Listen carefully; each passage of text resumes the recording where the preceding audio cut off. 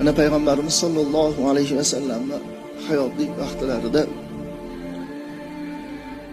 Jabroil alayhissalom, Azroil alayhissalom, Mikoil alayhissalom, Isrofil alayhissalomlar sog'inishib Allohdan bir so'raylik, Rasululloh bilan bir didorlashib, bir gaplashib, suhbatlashib kelamiz deb Rasulullohning oldilariga borish, Allohning oldiga borish. Ey Alloh, bizga ijozat ber, Rasululloh bilan bir suhbatlashib, didorlashib kelsak.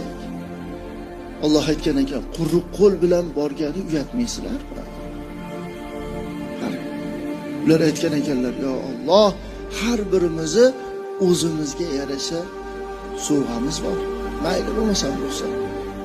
Borib didorlashib, suhbatlashib qaytayotgan paytlarida Jabroil alayhissalom aytgan ekanlar, yo Rasululloh, meni sovg'am bor, qabul qiling. Nima u siz sovg'angiz? Sizni ummatingizdan kim kunda 10 ta salovat aytadigan bo'lsa, Sirot ko'pirigidan yaltiragan chaqmoqqa o'xshab olib o'tib ketaman. Qaranglar, yaltiragan Sirot ko'pirigi 3000 yillik yo'l, qildan ko'ra ingichka, qilichdan ko'ra o'tkir. O'tishligi jannat bo'lsa, toyilishligi jahannam. Yaltiragan chaqmoqqa o'xshash, chaqmoq charsatganda daqa olib o'tib ketaman. Oyog'i tegib tegmasdan olib o'tib ketaman. Shunda Azroil alayhissalom aytgan ekanlar, yo Rasululloh, meni ham sovg'amni qabul qiling. Qabul qildim. Nima sizni sovg'ingiz? Sizni ummatingizdan kim sizga 10 ta salovat aytadigan bo'lsa, men payg'ambarlarning jonini qanday olgan bo'lsam, shunday muloyim halimlik bilan olaman. Isrofil alayhissalom aytgan ekanlar, men dedilar, qiyomat mahshargohida sizni ummatingiz kunda 10 ta salovat aytgan ummatingiz tarozini oldiga kelsa, boshimni sajdaga qo'yaman, to o'sha ummatingizni Xudo jannatga kirgizmagunigacha boshimni ko'tarmayman deb turibman. Qaranglar, 10 ta salovat aytgan.